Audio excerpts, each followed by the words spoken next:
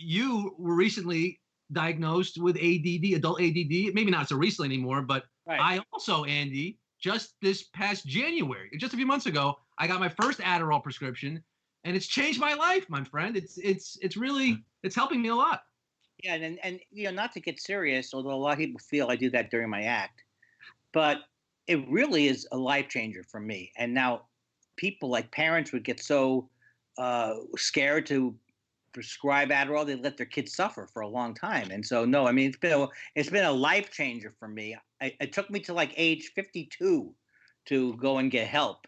But so Adderall works for you? It does. And I just think if I had this in high school, maybe I could have gotten waitlisted at Yale versus flat out rejected. You know? You're the same position I'm in. I was on the waiting list for Brown University.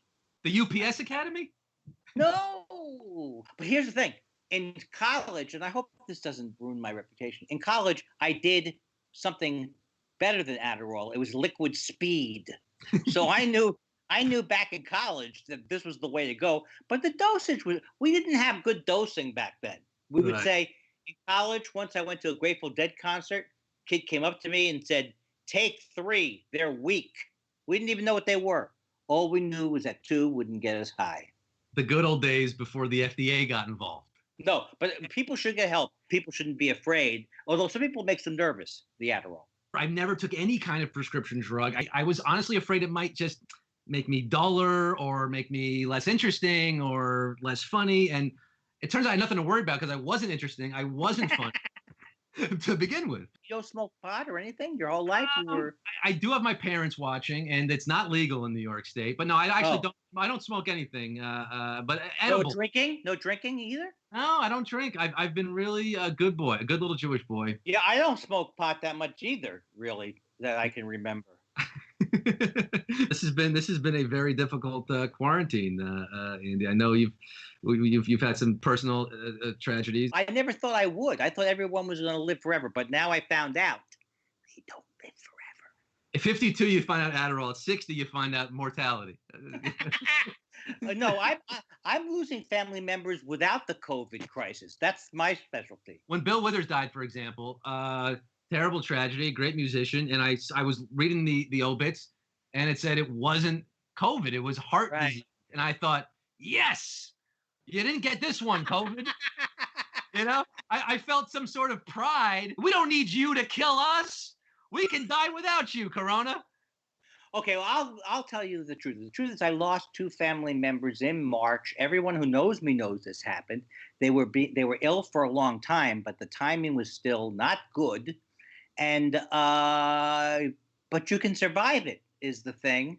And I will be grieving on and off until further notice. I missed your Skype Shiva, but if you do have, would it kill you to send me a lovely Zabar's deli tray? You are world renowned for your state of the industry addresses at the Just for Laughs Festival, and by the way, getting to experience that in person a couple summers ago, one of the highlights of my entire life, even more enjoyable than my own bris.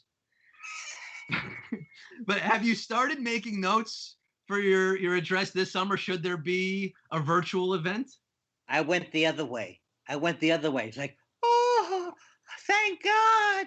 I don't have to write an hour of jokes about Larry the Cable Guy. I'm free. So that's how I felt until I realized, oh, wait a second, I may never be able to leave my house again. So on the one hand, it's the hardest thing I do. And my good friend Jay Elvis Weinstein, who has a podcast with me called Thought Spiral, he was helping me to write it the last 3 years. And because it's not easy, and it's been, of course, I'm going to miss it. I think it's supposedly in October, the festival, but I just don't believe anything. I don't think everything. I just don't think we'll ever leave the house again. Yeah, but are you cataloging all the hacky coronavirus jokes? Because I'm sure you can get a good 10-minute chunk just on. I was social distancing for years. Yeah, that's the thing. I haven't noticed any change with my crowds. Looks the same to me. I never had more than 25% of people in a room. You were ahead of the times with a half a house tour. I was nothing if not prescient. Isolate Night with Scott Rogowski, live every Sunday through Thursday at 9 p.m. Eastern.